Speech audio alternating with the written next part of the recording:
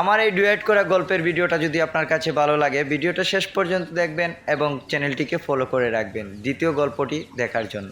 এই মেয়েটি রাস্তার পাশে একটি জাদুকরি পাত্র খুঁজে পেল। সে নিজের একটি চাবি ভেতরে ফেলে দিল, সঙ্গে সঙ্গে একটি চাবি দুটিতে পরিণত হয়ে গেল। তারপর মেয়েটি দ্রুত একটি গয়নার দোকানে গেল, কিছু দামি জিনিস কিনে সেগুলো কপি করে বিক্রি করার পরিকল্পনা করলো। কিন্তু তার কাছে ছিল মাত্র 800 টাকা, আর দোকানের সবচেয়ে সস্তা ব্রেসলেটের দামই ছিল 1000 টাকা। তাই সে দোকানদারের সাথে দরাদরি করে অবশেষে 800 টাকায় কিনে নিল। তারপর মেয়েটি একটি নির্জন জায়গায় গিয়ে ব্রেসলেটটি পাত্রে ফেললো। পরের মুহূর্তে একদম একই রকম আরেকটি তৈরি হয়ে গেল।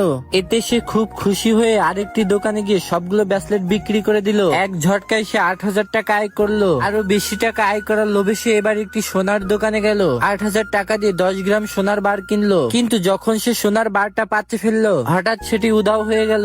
সে অবাক হয়ে দেখলো পাত্রটি আগের চেয়ে বড় হয়ে গেছে। কিছুক্ষণ পর সে বুঝতে পারলো পাত্রটি সোনা শোষণ করে আপগ্রেড হয়েছে। এখন এটি একসাথে 20 গুণ জিনিস তৈরি করতে পারবে। কিন্তু সমস্যা হলো তার সব টাকা শেষ হয়ে গেছে। এমন সময় সে দেখলো এক বাচ্চা মেয়ে তার দাদির সাথে ঝগড়া করছে একটি ব্রেসলেট নিয়ে। ব্রেসলেটটি দেখতে দামি ও জেট পাথরের মতো। মেয়েটি ভাবলো যদি এটা 20টা বানানো যায় তাহলে অনেক টাকা আয় হবে। সে দাদির কাছে গিয়ে বলল সে একদম একই রকমের ব্রেসলেট বানাতে পারবে। প্রথমে দাদি বিশ্বাস করেনি, কিন্তু শেষ পর্যন্ত রাজি হলো। মেয়েটি কয়েক মিনিটের জন্য বাইরে গিয়ে পাত্র ব্যবহার করে 20টি ব্রেসলেট বানিয়ে ফেললো। দাদিকে দুটি দিয়ে সে 20,000 টাকা পেল। বাকি 18টি বিক্রি করে সে মোট 3,60,000 টাকা আয় করলো। এরপর সে আবার একটি জুয়েলারির দোকানে গেল বিক্রি করতে। সেখানে এক ধনী ছেলে তাকে অপমান করলো, বলল সে ভিখারি। কিন্তু দোকানদার জানালো মেয়েটির ব্রেসলেটের দাম 20,000 টাকা। ছেলেটি তখনও তাকে অপমান করতে লাগলো এবং নিজের গার্লফ্রেন্ডের জন্য একটি দামি জেট বালা কিনতে চাইলো। সে বলল এই বালা পৃথিবীতে একটি আছে।